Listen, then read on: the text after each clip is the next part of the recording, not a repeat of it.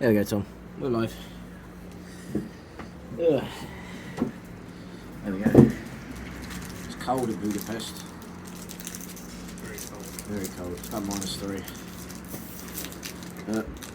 This little idiot can't get his gay little vape, so he's smoking nicotine like a real man.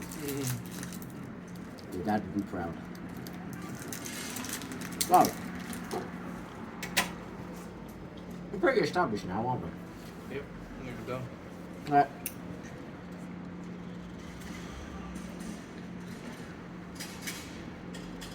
Other than maintenance, consumables, all that good stuff.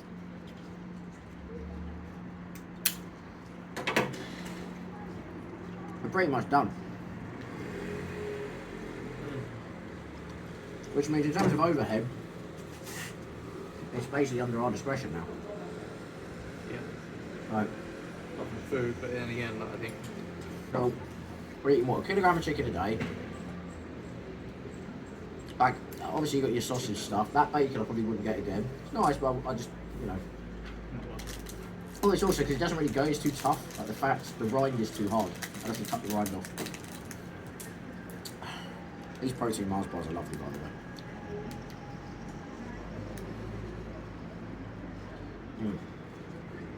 Yeah. I think we got everything.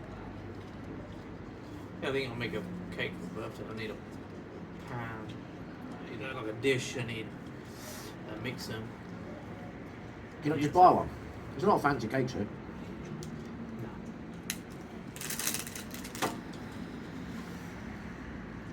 I'll get one of those ready baked cake sets. They come in like the plastic trays. There's like one-use trays. Yeah, I could. It might be able to use one-use trays. Yeah, they have. You I know, the swear. big like tin trays. Yeah, but they have. better I know one. what you're talking about. Yeah, like the ones you use. Yeah, that means we need to buy a cake for it to come in, so we can make the other cake. That sounds like a solution. No, they sell them individually. Like they sell them. Right. Anyway, educated topic of discussion.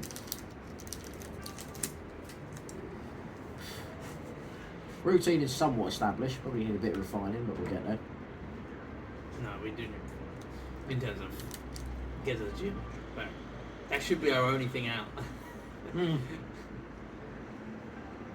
Yeah, I agree.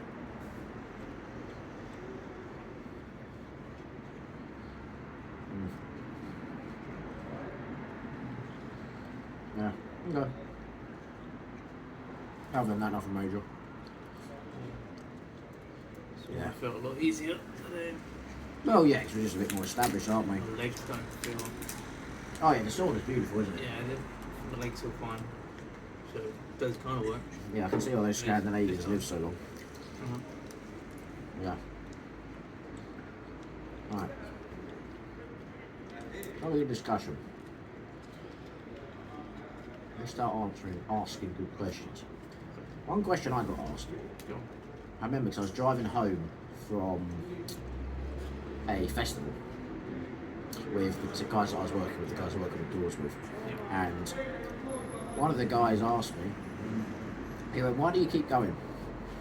He said, "What? You know, how do you?" And it was, I think it was a question about motivation, about how, you know, we keep relentlessly pursuing it. My answer to him was because of the why. The what? The why. Like, if you have a big enough why, I think you can find a reason to do anything. I believe the saying is something like, if you give a man a purpose or a goal and a way to do it, he'll crawl across broken glass to get it done. Like, it's... Right, that can be many different things. Mine's different. Mine's very different.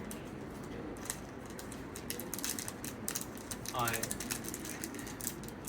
avoid all emotion.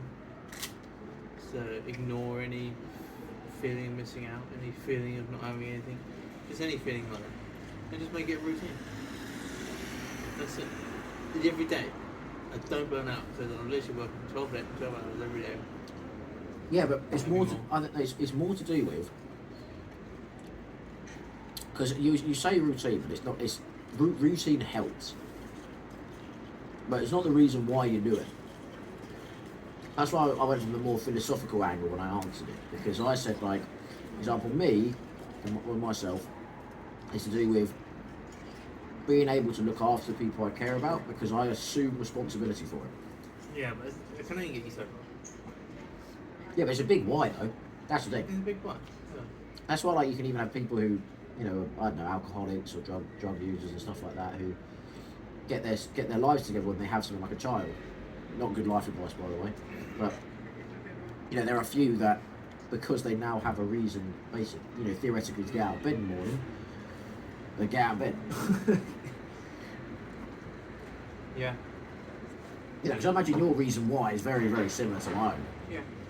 It's to do with, you know, it's not just personal gain.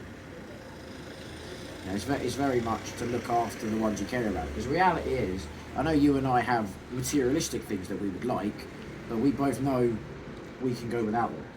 Yeah. Yeah, it's else we would have pushed for them more by now. If you and I both wanted to drive some luxury car, we'd have pushed for it more by now. We probably would have quit on what we're doing because it's all sacrifice. It's all personal sacrifice, isn't it?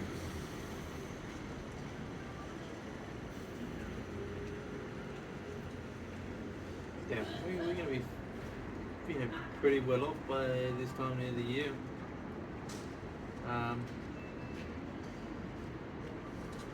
The question is, what do we do with it? Well, that was our question this morning, wasn't it? So I don't think it'd be enough to really Well, keep it in a property. well, because the thing is, I mean, people watching this might disagree, but I think it depends on your perception of what wealth is. Like your and I idea of someone who's rich is very, very different. Yeah. And I think maybe it's because both our fathers ran their own businesses. Like, we had a different perception because both our fathers have been asset rich for a long time.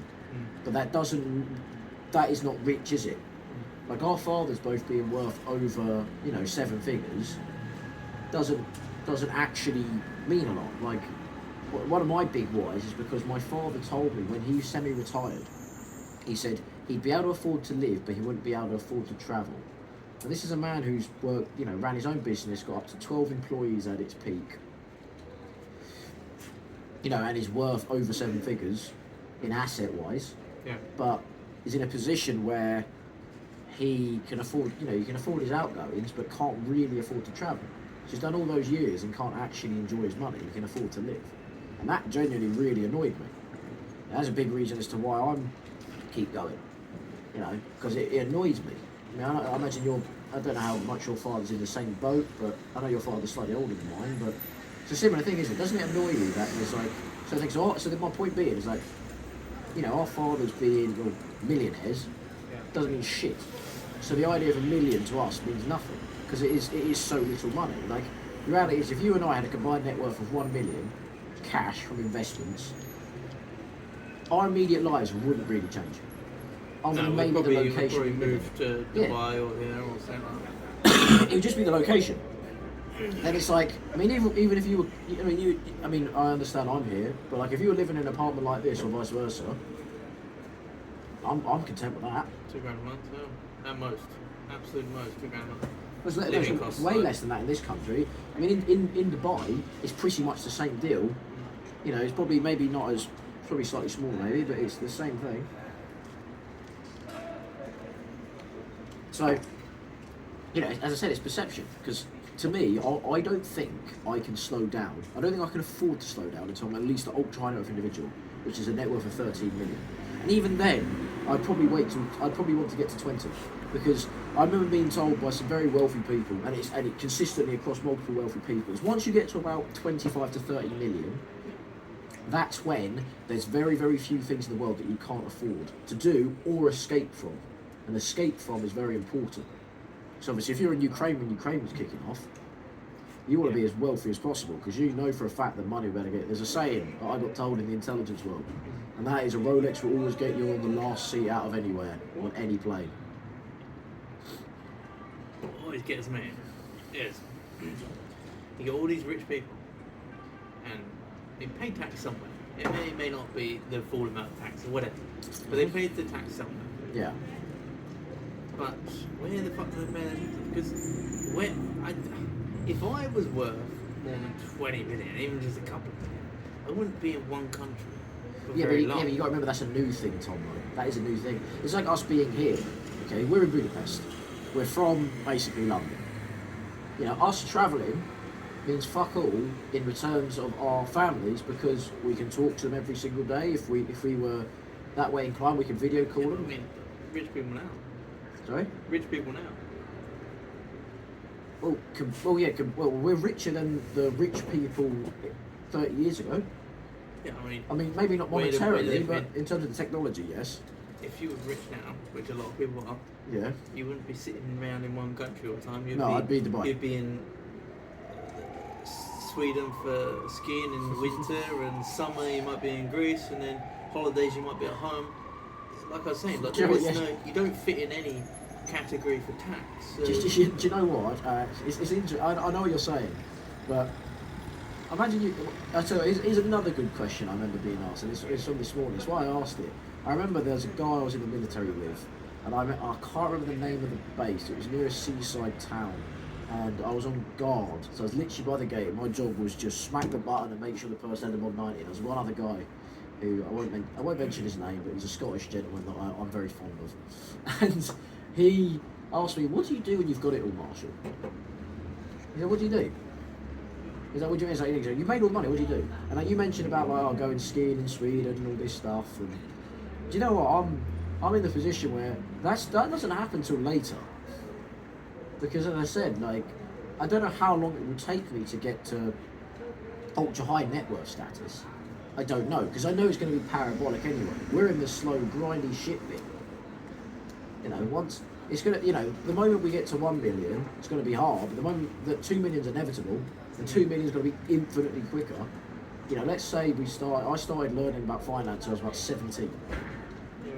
So let's say I'm a millionaire by 27. So it'll be 10 years. I guarantee it takes me 18 months or less to get to 2 million. I reckon 18 months. Yeah. I don't even think it takes 2 years. No. And then you just... It will go up faster, but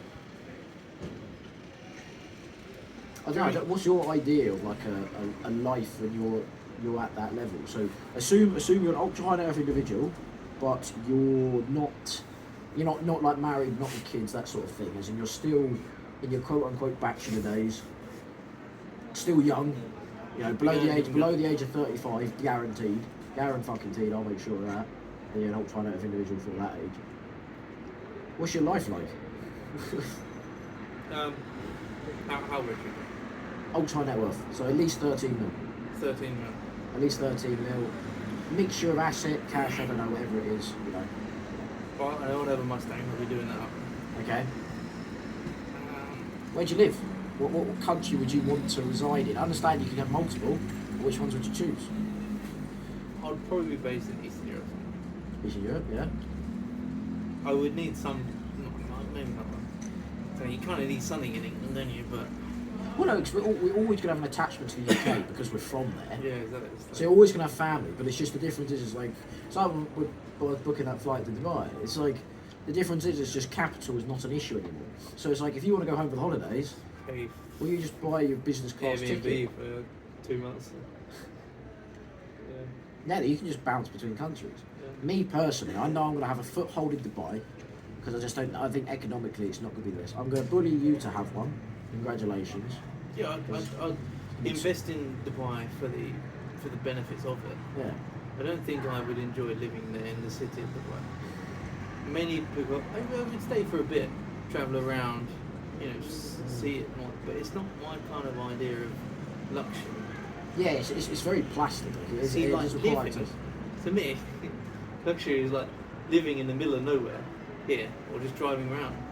America. Like, That's where's my yeah, money? My money's going to be in some random state in America and on a giant fuck off log cabin. With Starlink out the back. Yeah. I don't know. I don't know if you've ever experienced it, but you go to these like villages where no one speaks English, and they invite you in, and it's like old grandma. She pulls out these cakes. So this is something I baked earlier, Mm. and it's like a pile of cakes. Like, when did you have time to bake this? Let alone where did you get the ingredients for all this shit? And how did you know I was coming? Yeah, and they just keep bringing sausages, everything. And you think, this is the kind of life. This is the kind of people you want to be around. Yeah, I agree. Like, I know for a fact in a country like Dubai or UAE, I'd have to watch my back a bit. Like, it's certainly somewhere that would be good for business. I'm not sure if it's somewhere I'd call home. That's the difference. I'm not sure if it's somewhere I'd call home. Because I don't know. You never know. It depends how Britain gets on. Might completely implode and turn into the Purge and be unlivable for a few years, but then a phoenix rises from the ashes.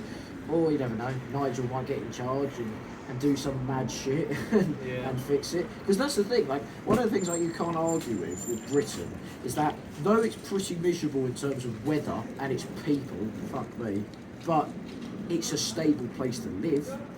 In terms of, and maybe not so much now, it's an extreme example, but like for example, America, they've got wildfires, they had tornadoes the other few months ago.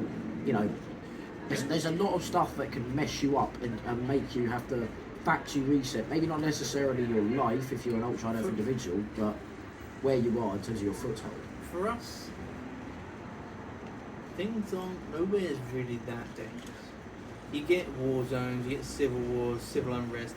They're dangerous. They're dangerous for everyone. No matter who you are, politician, fighter, whatever. Mm-hmm.